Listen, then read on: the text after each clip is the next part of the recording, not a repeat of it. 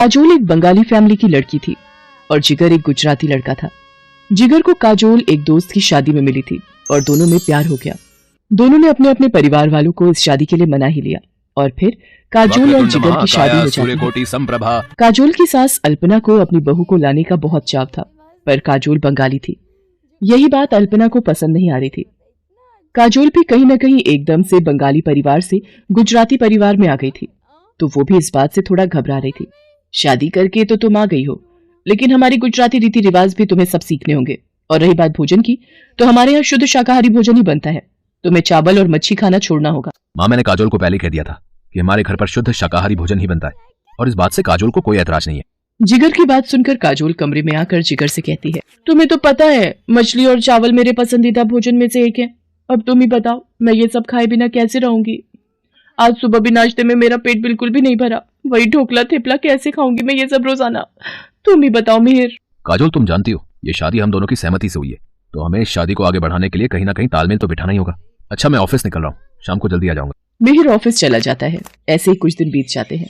एक शाम अल्पना काजोल को कहती है, काजोल, मकर संक्रांति का त्योहार आ रहा है, घर में मेहमान भी आएंगे। इस बार मकर संक्रांति की सारी तैयारी तुम्हें ही करनी है और हाँ, खिचड़ी का प्रसाद भी तैयार करना है। अब ये सब कैसे करूंगी?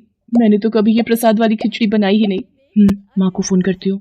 अरे तू चिंता क्यों कर रही है काजोल, मेरी सहेली सेजल भी गुजराती है, उससे पूछकर मैं तुझे सब बता दूंगी। तू एक काम कर, मैं तुझे उसका फोन नंबर दे देती हूँ, तो उससे फोन पर बात कर लेना। ठीक है माँ, मुझे उनका नंबर दे दो, मैं उनसे बात कर लेती हूँ। काजोल जितना हो सकता था वो अपनी मम्मी की फ्रेंड सेजल से फोन पर पूछ लेती है, पर करना तो काजोल को खुद से था। काजोल, मेहमान आने शुरू हो गए हैं, खिचड़ी बनने में अभी कितनी देर है? माँ जी, मैं बस बना ही रही हूँ, जल्दी से तैयार करो, तुम्हारे पास आधे घंटे का समय है। आधे घंटे में खिचड़ी बनकर तैयार हो जानी चाहिए। अल्पना रसोई से बाहर चली जाती है। अल्पना बहन जी, और काजोल बहू नजर नहीं आ रही जी? वो आप सबके लिए खिचड़ी का प्रसाद तैयार कर रही है। अल्पना बहन, तुमने अपनी बहू को बंगाली से गुजराती बना ही दिया। अब क्या करूं, अपने गुजराती रीति रिवाज तो सिखाने ही पड़ेंगे। आप लोग बैठिए, मैं जरा अभी आती हूँ। वो आ गई आपकी बहू। माँ जी, ये खिचड़ी का प्रसाद। खिचड़ी तो बड़ी स्वादिष्ट बनाई है काजोल बहू। हाँ, ये तो सच है, प्रसाद बहुत बढ़िया बनाया है, बिल्कुल गुजराती तरीके से। यूट्यूब पर सही दिखाया था। हींग जीरे का छौंक, हींग जीरे की खुशबू से खिचड़ी और भी स्वादिष्ट हो गई। सब मेहमान बहुत खुश होकर जाते हैं, पर अल्पना अभी भी सुकून में नहीं थी। मुझे पता है, आज तुमने अपनी मम्मी की सहेली से पूछकर और यूट्यूब पर देखकर जैसे तैसे प्रसाद की खिचड़ी बना ली, पर अभी इतना खुश होने की जरूरत नहीं है। आगे अभी हमारे और भी रीति रिवाज हैं जिन पर ध्यान देने की बहुत जरूरत है। एक प्रसाद की खिचड़ी बनाने से तुम गुजराती नहीं बन गई हो। अल्पना की बात सुनकर काजोल बहुत दुखी होती है और कमरे में आ जाती है। तभी जिगर भी आ जाता है। अरे तुम माँ की बातों को दिल पर मत लिया करो, उनका स्वभाव ही ऐसा है। अच्छा, एक काम करो, तुम मेरे साथ बाजार चलो, मैं तुम्हें तुम्हारी पसंद के बंगाली रेस्टोरेंट से तुम्हारी फेवरेट डिश खिलाता हूँ। नहीं नहीं, हम बाजार का कुछ क्यों खाएं? क्या तुम मेरे हाथ की बनी गुजराती खिचड़ी नहीं खाओगे? अरे हाँ, मैं तो भूल ही गया था, तुमने तो आज खिचड़ी बनाई है। जल्दी से गरम गरम खिचड़ी लेकर आओ और ऊपर से थोड़ा देसी घी भी डाल देना। अल्पना और काजोल का रिश्ता इसी तरह से चल रहा था। अल्पना के मन में काजोल के लिए खट्टी मीठी तकरार का सिलसिला अभी भी कायम था। ऐसे ही एक दोपहर अल्पना धूप में अचार और पापड़ सुखा रही थी। तभी उसकी पड़ोसन मनोरमा घबराई हुई आ जाती है। अरे अल्पना बहन, वो मैंने तुम्हें बताया था ना, मेरी बेटी प्रख्या जिस लड़के से प्यार करती है, अरे उसी के ऑफिस का वो लड़का, उसके घर रिश्ते की बात चल रही थी। वो लोग शाम को शगुन लेकर आ रहे हैं। तो ये तो बहुत अच्छी बात है मनोरमा बहन, पर तुम इतना घबरा क्यों रही हो? घबराने की बात यह है अल्पना बहन कि लड़के वाले बंगाली हैं और हम लोग गुजराती। लड़के ने फोन पर बताया है कि उसके दादा दादी भी साथ में आ रहे हैं और वो लोग बंगाली खाना ही खाते हैं। और लड़के ने कुछ पसंद की चीजें भी बताई हैं जो परिवार के लोगों के लिए बनानी है। कुछ समझ नहीं आ रहा बंगाली खाना कैसे बनाऊंगी, और प्रख्या को भी बंगाली साड़ी ही पहनकर तैयार होना है। अगर आप कहें तो मैं आपकी कुछ मदद करूं आंटी जी? देख नहीं रही हो मनोरमा बहन बड़ी परेशान है, तुम क्या भला मदद करोगी इनकी? अरे हाँ अल्पना बहन, तुम्हारी बहू भी तो बंगाली है। काजोल बहू, फिर तो बंगाली रीति रिवाज बहुत अच्छे ढंग से हो जाएंगे ना, कोई कमी तो नहीं रहेगी। आंटी जी, आप प्रख्या की सगाई की जिम्मेदारी मेरे ऊपर छोड़ दो, मैं सब कुछ संभाल लूंगी। काजोल जो बंगाली साड़ी अपने दहेज में लाई थी वही प्रख्या को पहनाकर तैयार करती है। लड़के वाले प्रख्या को बंगाली तरीके से तैयार देख बहुत खुश होते हैं।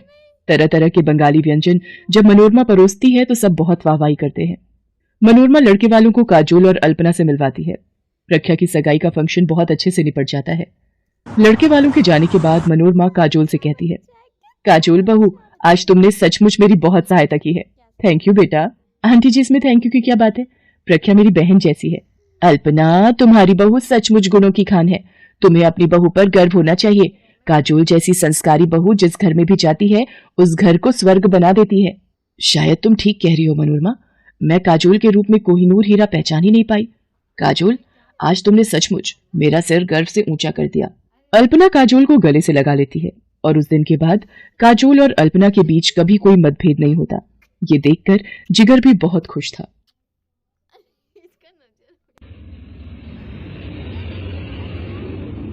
डेजी, हमारी फ्लाइट अभी दिल्ली पहुंचने वाली है।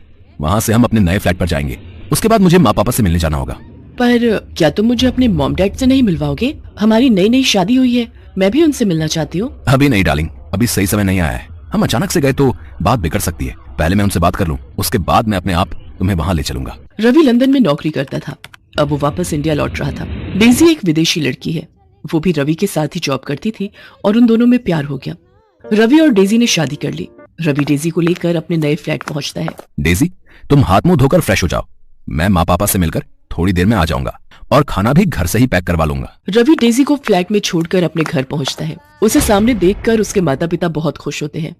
पर कोई और भी खुश था जो दरवाजे की ओट से रवि को देख रहा था, और वो थी रवि की पहली पत्नी शोभा। शोभा एक सीधी सादी लड़की थी। रवि 3 साल पहले जब लंदन गया तो जाने से पहले ही उसकी शादी शोभा से करा दी गई थी। पर रवि शोभा को बिल्कुल भी पसंद नहीं करता था। इसका कारण यही था कि शोभा गांव की लड़की थी। अच्छा हुआ तू वापस आ गया। अब शोभा के साथ आराम से रहना। तुम दोनों को तो बिल्कुल समय ही नहीं मिला एक दूसरे के साथ रहने का। अरे जानकी, अब इसने कहाँ जाना है? अब तो इसने अपनी पत्नी और होने वाले बाल बच्चों की जिम्मेदारी ही संभालनी है। माँ जी, मैंने इनके लिए खीर बनाई थी, मैं ले आऊं? हाँ हाँ बहू, इसमें पूछने वाली कौन सी बात है। विदेश में तो वैसे भी इसे खीर खाने को नहीं मिलती होगी। तुम दोनों आराम से बैठकर खाना खाओ और बहू हमारा खाना हमारे कमरे में ही दे देना।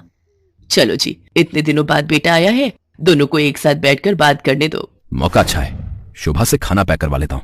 ये लोग खीर खाकर बताओ कैसी बनी है। शुभा, खीर तो बहुत लाजवाब बनी है। वो मेरा एक दोस्त मुझसे मिलना चाहता है। क्या तुम उसके लिए भी थोड़ा खाना और खीर पैक कर दोगी? उससे बहुत समय बाद मिल रहा हूँ तो तुम्हारे हाथ का खाना भी खिला दूंगा। अच्छा, आपको खीर इतनी पसंद आई? ठीक है, मैं खाना पैक कर देती हूँ। शोभा बेचारी रवि को डिब्बा भरकर खाना और खीर पैक करके दे देती है। वो तो यही सोच रही थी कि रवि को उसके हाथ का खाना पसंद आया है और वो अपने दोस्त के लिए लेकर जा रहा है, पर रवि तो ये खाना डेजी के लिए लेकर गया था। ऐसे ही कुछ दिनों तक रवि शोभा और घर वालों को बेवकूफ बनाकर डेजी के साथ रहता था। करवा चौथ का व्रत आने वाला था और शोभा इस व्रत को लेकर बहुत खुश थी, क्योंकि शादी के बाद पहली बार रवि उसके साथ था। नहीं तो 3 साल तक वो रवि के बिना ही व्रत रख रही थी। शोभा करवा चौथ के व्रत की तैयारियां कर रही थी। एक दिन वो मेकअप की दुकान से चूड़ियां खरीद रही थी। तभी डेजी भी उस दुकान पर शॉपिंग के लिए आती है। भैया, मुझे सभी रंगों की चूड़ियां देना। आपको पता है मेरा करवा चौथ का व्रत है। आप मुझे बढ़िया चूड़ियां दिखाना जिससे मेरे पति मुझे तैयार होता देखे और मैं सबसे सुंदर लगूं। अगर आप बुरा न माने तो ये सब सुनना मुझे बहुत अच्छा लग रहा है। क्या आप बता सकती हैं कि ये सब आप अपने हस्बैंड के लिए क्यों कर रही हैं? आप तो विदेशी मेम साहब लग रही हो। आपको करवा चौथ के व्रत के बारे में नहीं पता? ये व्रत हर सुहागिन अपने पति की लंबी उम्र के लिए रखती है। आपकी शादी हो गई? जी, मेरी कुछ ही महीने पहले शादी हुई है। मैं भी इस व्रत को रखना चाहती हूँ। क्या आप मुझे इसके बारे में बताएंगी? मैं यहाँ पर किसी को भी नहीं जानती हूँ। अगर आप मेरी इतनी हेल्प कर दें। ऐसे ही बातें करते हुए शोभा और डेजी अच्छी दोस्त बन गई। शोभा डेजी को करवा चौथ के व्रत की सारी तैयारी करवाती है, पूरी शॉपिंग करवाती है। डेजी को शोभा का स्वभाव बहुत अच्छा लगता है। वो उसे अपना मोबाइल नंबर दे देती है और फोन पर बात करने के लिए कहती है। अगले दिन करवा चौथ का व्रत था। इधर शोभा भी तैयार हुई थी और उधर डेजी भी शोभा से फोन पर बात करके तैयार हो जाती है। डेजी, ये सब क्या है? तुमने आज लाल रंग की साड़ी पहन रखी है। बिल्कुल इंडियन स्टाइल में तुम तैयार हुई हो। वैसे आज ये सब क्यों? रवि शाम को आने का वादा कर लेता है, पर उधर उसे शोभा का भी व्रत खुलवाना था। रवि, आज तू कहीं नहीं जाएगा। आज बहू ने व्रत रखा है। जैसे तुम्हारे पिताजी मेरा व्रत खुलवाएंगे वैसे ही तुम्हें भी बहू का व्रत खुलवाना है, समझे? पर माँ, मुझे शाम को ऑफिस का काम है। अच्छा ठीक है, पर मैं ज्यादा देर तक नहीं रुकूंगा। मुझे किसी जरूरी काम से बाहर जाना है। शाम को रवि जल्दी जल्दी शोभा का व्रत खुलवाता है और डेजी के पास पहुंचता है। डेजी उसका इंतजार कर रही थी। शोभा को वीडियो कॉलिंग कर लेती हूँ। डेजी शोभा को वीडियो कॉलिंग करती है। हाय शोभा, कैसी हो?